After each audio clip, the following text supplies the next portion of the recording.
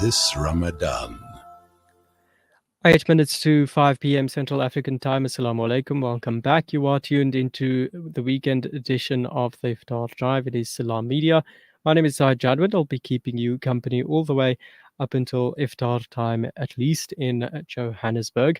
Just a quick recap of your Iftar times in the major cities before we continue. In Durban, Iftar sets in at 5:59 p.m. In Johannesburg, 6:12 p.m. and in Cape Town, 6:48 p.m. Now, looking at an article here by The Guardian, where it says the world's fossil fuel producers are on track to nearly quadruple the amount of extracted oil and gas from newly approved projects by the end of this decade. This surge of activity, of course, threatens to blow apart agreed climate goals that was set in the Paris Convention. We're joined now by Khalid Mather, an environmental scientist. Assalamu alaikum. Shukran for joining us. Walaikum salam. Thank you for having me, Zaid. Khalid, it's been a while since we last connected. I understand, yes, just recently you attended a webinar on climate change and transformation in South Africa. So I think before we really get into it, perhaps you might want to tell us about that experience and what was going on there. Well, yeah, recently I attended this, I guess it was held by COPAC, which is one of those left-leaning organizations of South Africa, which is steeped in both civil society and academia. And it was really interesting because the climate disaster is literally unfolding as a human rights disaster. And there was some really interesting topics that are discussed, especially the alienation of man's connection to nature and the metabolic shift that we're seeing, where climate change is causing systems to collapse around the world, and we're not being able to extract as much typical resources that we used to, as well as this concentration of, as you said, projects around oil and gas, which is being seen as a leeway out of our reliance on coal, but itself is still a fossil fuel. So this webinar was really interesting, but I think the topic that you spoke of is even more critical in the fact that we're going to blow our targets. So these targets were established in Paris, the Paris Agreement, where each country around the world committed towards reducing carbon emissions to the extent that it won't increase the amount of heat in the global heat budget to a level that's 1.5 degrees below pre-industrial times. So you must understand that with the advent of internal combustion engines and the industrialization of society, we began using a lot of fossil fuels, which trapped greenhouse gases into our planet. And this caused the entire Earth to warm up. The rate of warming has been happening at a very excessive pace, and we measure it against the pre-industrial levels of heating. So what we're trying to do is limit heating to at least 1.5 degrees Celsius on average around the whole planet from when it started to be measured at pre-industrial times. What those are called are the nationally determined contributions, the NDCs. So the Paris Agreement NDCs are interchangeable in that sense. I guess then the question becomes, are the Paris climate goals still relevant? And when I say this, what I'm really asking is, are they achievable, considering what's been going on with oil and gas exploration? Yeah, the goals are a framework. I look at them because I work with them on almost a daily basis as kind of a window.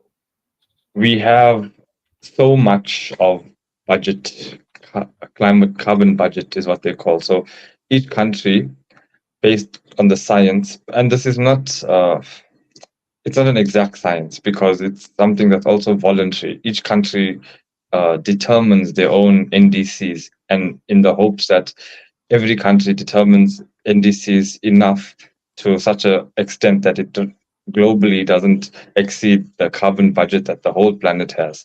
But it's quite crazy to think about because there's no consensus then on which country is allowed to emit more or allowed to emit less. And sometimes what happens is countries which have generally been emitting more try and purchase carbon credits in other countries so that they can pollute but not exceed their carbon cap in a sense. So what I'm trying to get to is that the NDCs aren't an exact science, but they are something that the countries themselves try and ratify and hold themselves to, and are constantly updating so that they stay within this window. South Africa in 2021 submitted their updated uh, climate, what I call it, a carbon budget to the United Nations, the UNFCCC, the UNFCCC. So is it achievable? It's achievable if there's this consensus in tandem effort by every country on the planet to, keep.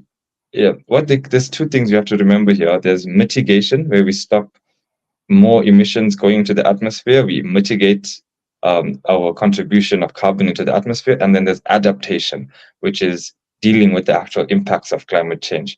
So mitigation is the ambit in which the NDCs fall, and every country is trying to employ their own mitigation efforts. But yeah, it's a complicated question in the fact that if we do more oil and gas and fossil fuel exploration and utilization, we're enabling more carbon into the atmosphere, and then we're going to blow our carbon budget.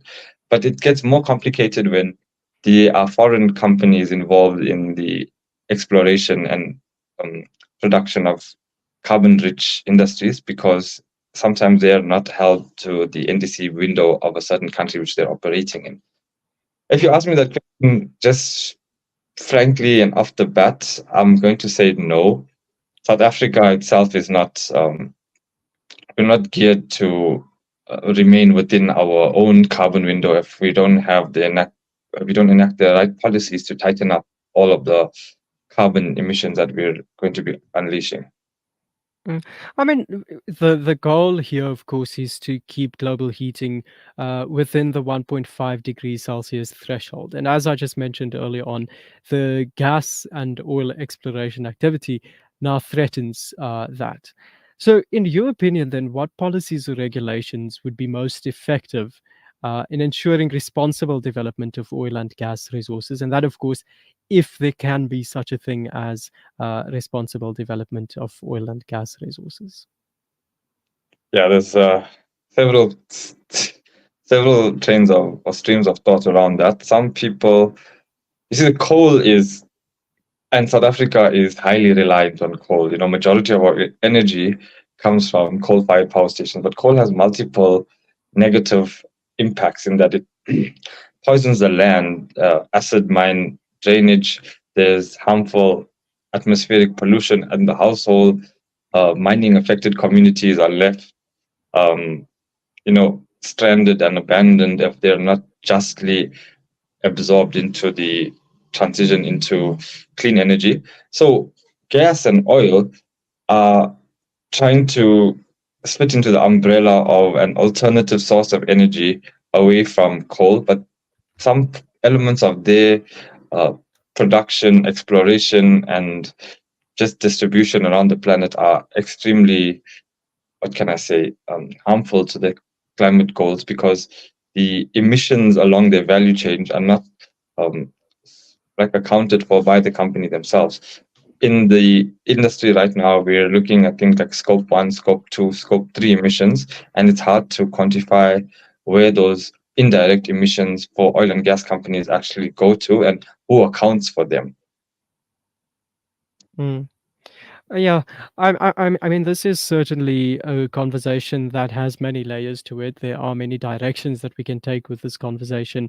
But I think just to remind the listeners, and quickly before we wrap up, should we fail to meet this 1.5 degrees Celsius target, what happens then? Okay. So, before we get into the doom and gloom, I'm just recalling the policy question you mentioned. NDCs, as I said, are the overarching window that we're trying to keep South Africa's carbon budget within, and this is dictated by our energy use uh, mix or makeup. Currently, as I said, we use coal, but there's something called Integrated Resource Plan that was released last year, in the end of last year, early this year, which actually speaks to South Africa's energy future. That IRP is undergoing several revisions because it had a lot of allocation for fossil fuels, which several, you know, elements of our South African, which is a very vibrant and active society, I must say, were pushing back against. They didn't. They were not happy with inclusion of new coal and the extent that gas and oil would be represented in the IRP. So that's going through multiple revisions. But additionally, we have the climate change bill, which needs to be, I guess, gazetted, which was put into um, the NCOP, the National Council of Provinces. It's going through there, and this fundamentally puts a price and ratifies the carbon tax in South Africa.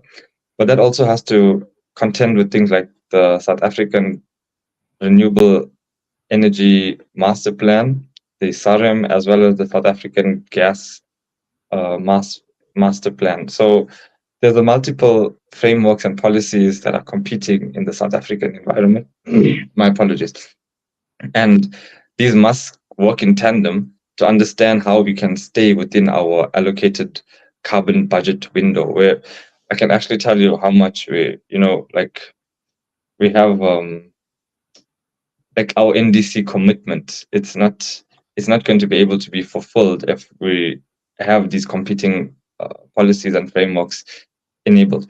What does this all mean ultimately? So climate change works on one concept: warming up. The greenhouse gas effect causes the climate to get faster. The climate has always been changing on Earth.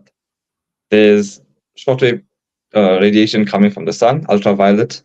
It gets absorbed by the planet and gets pushed out as infrared long wave terrestrial radiation.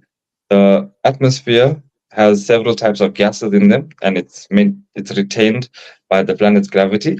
The atmosphere allows some of this radiation back out, but it also retains some of it. What the greenhouse gases do is that it keeps in more and more radiation so that the planet warms at a rate faster than it can release the energy, which it always has been. That's how we have liquid water on Earth, but it is more warmer than regular.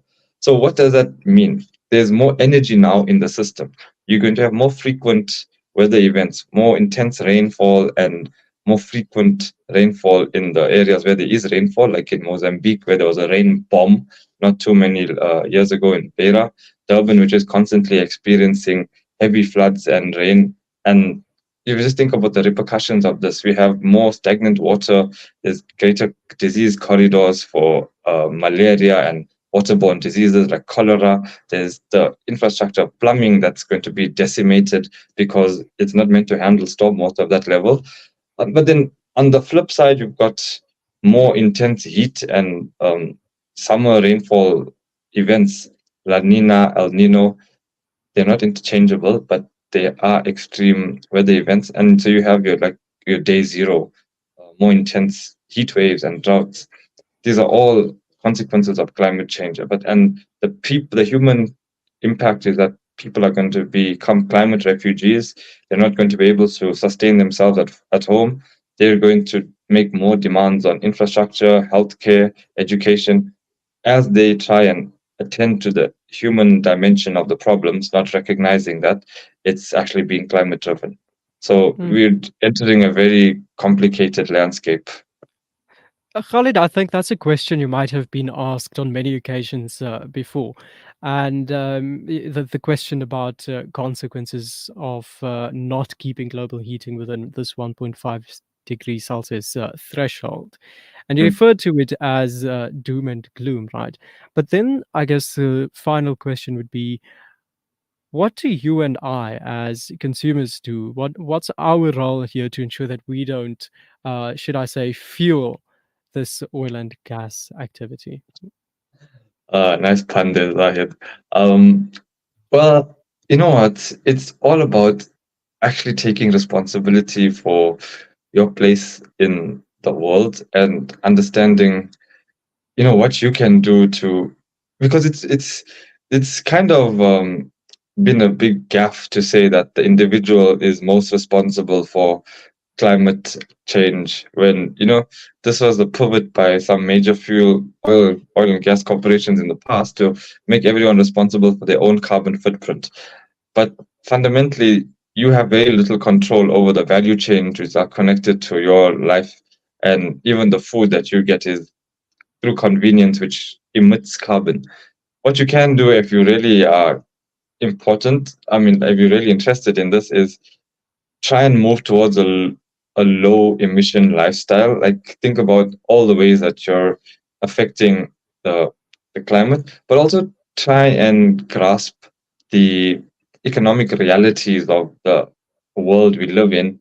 See how, the major economic paradigms affect climate change, follow the flow of money. Like, why why do we have to rely all the time on oil and gas? I mean, for our energy needs, when public transport is also something that we should be advocating for. We should be advocating for things like rooftop solar to be, and this is happening. South Africa is one of the largest rooftop solar markets in the world right now because of load shedding. We should be advocating for more renewable energy. We should be advocating for less exploration of new. We should keep the oil in the soil, keep the coal below ground. There's a whole lot of common cliche sayings by activists, but yeah, it's all about awareness and empowering yourself as to what you can do in light of this climate Mm. crisis, and maybe turning up your avenues of adaptation, because, as I said, mitigation is something we have very little control over at the individual level, but try and embark on adaptation for your communities. Protect people, protect infrastructure, protect crops, planets, like plants, sorry, like protect things which need to be protected. Yeah. Absolutely. And I think if for any one of the listeners who are actually out here in Johannesburg, the first few weeks of March really were quite hot. And I think many people had actually pointed out that this was unusual for Johannesburg at this time of the year. But of course, we can't really attribute single events to climate change, right? And I think that's something the experts very abundantly warn us against doing. But nonetheless, we'll leave it at that. Shukran so much for your time this afternoon. Not a problem. Shukran for having me. Thank you so much, Zaid. Khalid Mather is an ecologist at the Wildlands Conservation Trust, speaking to us about oil and gas activities, those set to quadruple by the end of the decade, and that, of course, threatening climate goals. And he also just wrapped up on how you and I can play our part in this as well. Uh, that brings us to 10 minutes past 5 p.m. We are running slightly over time. Up next is the iftar table, and of course, our weekly recipe segment. Stay tuned.